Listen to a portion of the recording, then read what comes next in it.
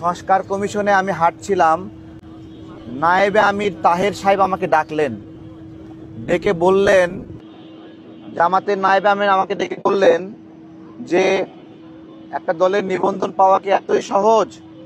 আমরা আওয়ামী লীগের সময়ে একটা দলের নিবন্ধন নিয়েছিলাম।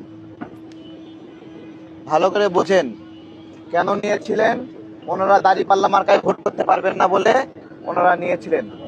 ওনাদের নাকি একটা সেট আপ আছে, এবং তিনি আমাকে প্রস্তাব করলেন যে তিনি আমাকে সহযোগিতা করতে চান।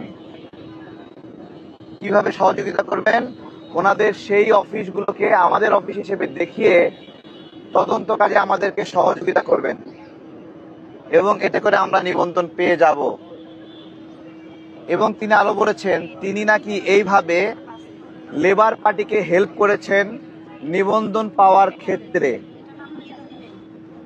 কে বলেছেন এটা? নায়েবে আমির তাহের ভাই। আমি বলেছি যে বেসিক্যালি নায়েবে আমির তাহের ভাই রাজনৈতিকভাবে আমাদের দলটাকে তার সঙ্গে নিতে চান, সেই কারণে নিবন্ধন কাজে হেল্প করতে চান।